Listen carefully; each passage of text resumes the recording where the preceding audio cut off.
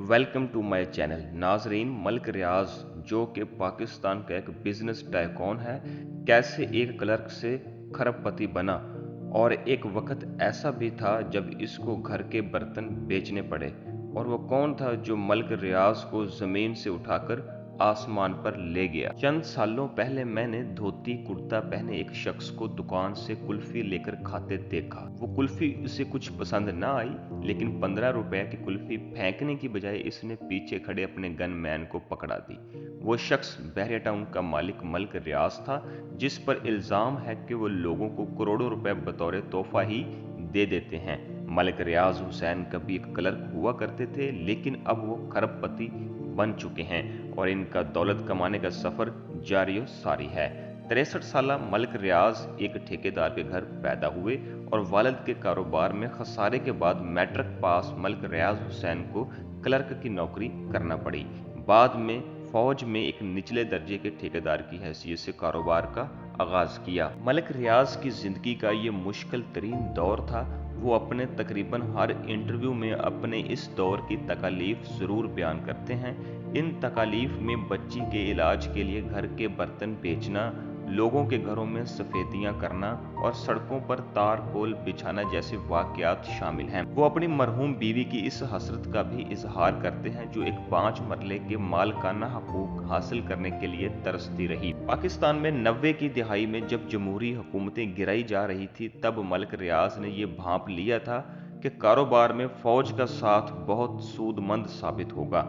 अब इसे चालाकी समझा जाए या जहानत, लेकिन हकीकत यह है कि मामूली तालीम और देहाती हुलिये वाले इस आदमी ने बड़े बड़े फौजी अफसरों को पैसे कमाने के मंसूबे पेश किए। मलिक रियाज के खिलाफ मुकदमात की पैरवी करने वाले एक वकील का कहना है कि इन्होंने सुप्रीम कोर्ट में मलिक रियाज और इस वक्त के naval chief admiral Fasih Bukhari के साथ माहिदों की तस्दीक शुदा नकूल अदालत में दाखिल कराई थी। पाकिस्तान के बाज़ फौजी अफसरों ने ज़मीनें खरीदने में मलिक रियाज की बेहद मदद की और इसके इवज़ इनको मुआवजा भी मिला।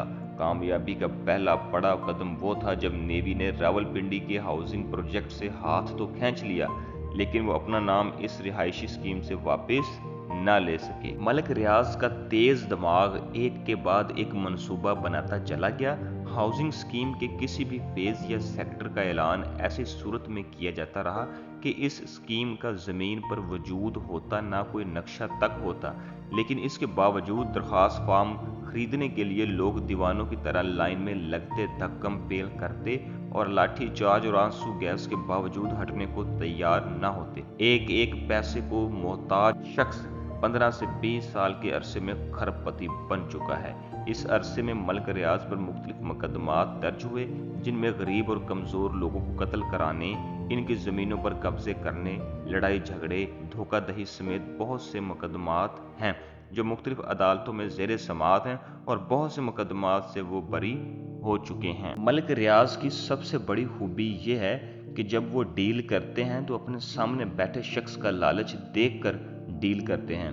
मलिक रियाज एक ऐसी हुम्मागीर शख्सियत है जिनके हैरत अंगेज तौर पर बैक वक्त पाकिस्तान के मौजूदा, साबिक और मुस्तकबिल के मुमकिना हुक्मरानों के साथ करीबी ताल्लुकात हैं। सन 99 में इन पर नैब के बेशुमार मुकदमात हैं, लेकिन एक वक्त ऐसा आया कि वो मुशर्रफ के दोस्त बन गए। सदर जरदारी से इनकी असीरी के वक्त में की गई दोस्ती आज भी मलिक रियाज के काम आ रही है। चौधरी बरादरान का कोई काम हो या तहरीक इंसाफ के जलसे के लिए फंड्स दरकार हो, चलती हवा का रुख पहचान जाने वाले मलिक रियाज पीछे नहीं हटते। सियासी हलकों में कहा जाता है कि जब पंजाब में गवर्नर राज लगा तो पीपल्स पार्टी के हक में मलिक रियाज नोटों के अटैची लेकर गवर्नर हाउस में मौजूद रहे, लेकिन इसके बावजूद इनका कमाल यह है कि इनके मुस्लिम लीग नून के मियां बरादरान से करीबी ताल्लुकात हैं।